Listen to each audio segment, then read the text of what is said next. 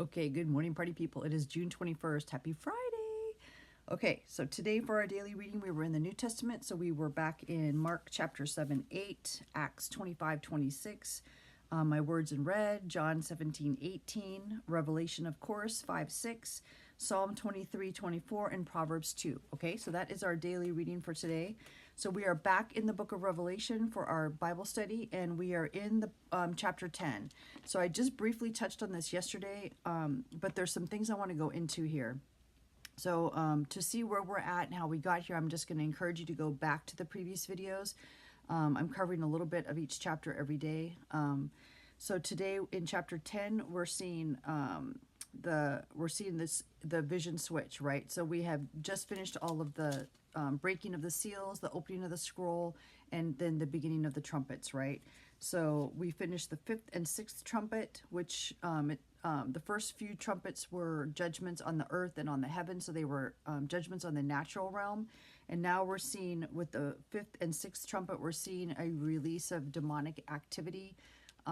For sure, the locusts were look like they're a demonic army of some kind, a demonic horde. They come from the pit, and then it looks like the sixth trumpet looks like it's a demonically inspired natural army of humans. Okay, so there's a little bit of a difference. It also could be demonic horde, and you can see where people would think that because of the description, but the commentaries in general think that the first one was some kind of demonic entities, the locusts, and then the second one is human demonically inspired army of 200 million. And now we're seeing the vision switch in chapter 10. So chapter 10, we're seeing John see something else happening here. And you're seeing a giant angel coming down and making a proclamation against the enemy and claiming back the earth for the Lord. And so I'm just going to read this to you real quick. Chapter 10, it says, I saw still another mighty angel coming down from heaven, clothed with a cloud, and a rainbow was on his head. His face was like the sun, and his feet like pillars of fire. He had a little book open in his hand, and he set his right foot on the sea and his left foot on the land, and cried with a loud voice as when a lion roars. Okay, so first of all, I want to go back real quick because this as a lion roars is very interesting. Remember, I've said in the past, the enemy's tactic is always to imitate, right? He can never create, but he can imitate. Like we've got God the Father, Jesus, and the Holy Spirit, right? He's got Lucifer, he's got the false prophet, and he's got the Antichrist. God marks us as his people, and you see the 144,000 in chapter 7 that were sealed, that were the commentaries believe were Jewish, that are Jewish descent, Hebrew descent, that come to know Jesus as Lord, and they're marked. There's 144,000 of them, right? Well, there's a mark of the beast, right? Everything he does imitates. So I wanted to show you here, because they pointed this out in the commentary, and I didn't have time to get into it. When they're talking about the fifth and sixth trumpets, right? It talked like the locusts. I want to read to you in chapter 9, verse 8. These glasses are horrible, so sorry. So it's hard for me to read this. So this is describing the locusts, right? This is the demonic horde that comes out of the pit. So go back to chapter 9 so you can understand what I'm talking about to read that. In verse 8, they're giving a description. So it says, they had hair like women's hair, and their teeth were like lions' teeth. Okay, it says they were like lions' teeth, right? And so this is a description of the, sorry, there's a mosquito or something. Now we've got below that now the sixth trumpet, further down in chapter 9, we're seeing the angels from the Euphrates. And this is the human 200 million strong army, but that are demonically inspired. So they also get descriptions, right? So there's a description of them. It talks about, I heard the note, and so this is chapter 9, verse 17. And thus I saw the horses in the vision. Those who sat on them had breastplates of fiery red, hyacinth blue, and sulfur yellow, and the heads of the horses were like the heads of lions. Okay, so both of those say they were like the heads of lions. They were like the teeth of lions, right? And so then here where you see in chapter 10, talks about the angel coming down. He had a little book open in his hand. He set his right foot on the sea and his left foot on the land, and cried with a loud voice as when a lion roars, right? So this is a real roar, like a real lion. These other things are just imitations, right? A copy, whereas this is a real roar, like a lion, like the Lion of the tribe of Judah, right?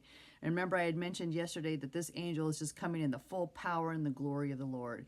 And so it doesn't surprise us that he roars like the Lord, right?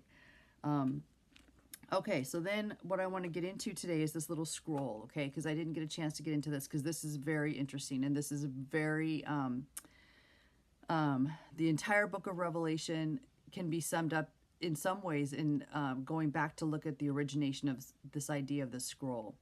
Okay, so let me read this to you. And he says, he had a little book open in his hand, and he set his right foot on the sea and his left foot on the land, and cried with a loud voice as when a lion roars. I was right. Then it goes on about the little book. Now he's going to eat the little book further down, but I want to read to you. Let me just read that part, and then I'll come back up. So in verse 8, it says, "Then the voice which I heard from heaven spoke to me again and said, Go, take the little book which is open in the hand of the angel who stands on the sea and on the earth. So I went to the angel and said to him, Give me the little book. And he said to me, Take and eat it, and it will make your stomach bitter, but it will be as sweet as honey in your mouth. Then I took the little book out of the angel's hand and ate it, and it was as sweet as honey in my mouth. But when I had eaten it, my stomach became bitter. And he said to me, You must prophesy again about many peoples, nations, tongues, and kings. And I know I'm going to run out of time. So what you want to do is you're going to go back to Ezekiel, because this little book and what you're seeing here is an exact duplication of what you see in the book of Ezekiel. So remember in Ezekiel, right here is Ezekiel. So those of you that have not seen my previous videos with this map, this is the timeline of Israel. This is the northern kingdom. This is the southern kingdom. These guys are usurpers. These guys are the legitimate line, right? Kings of Judah, kings of Israel. This line here delineates when this northern kingdom falls to the kingdom of Assyria.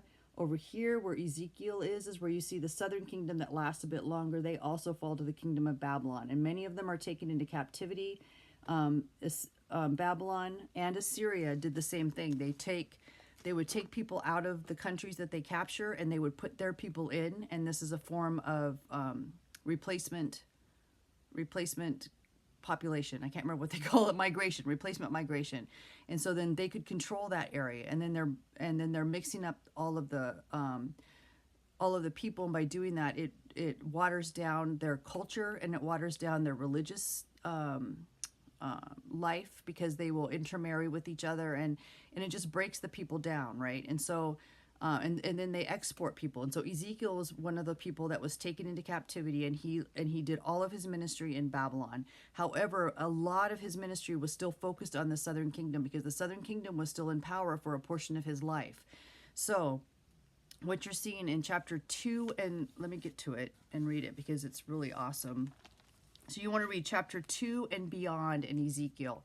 And what you're seeing at this moment is it says, Ezekiel is sent to prophesy to what's remaining of Jerusalem. And this is so pertinent for the book of Revelation, because the entire book of Revelation is a calling out.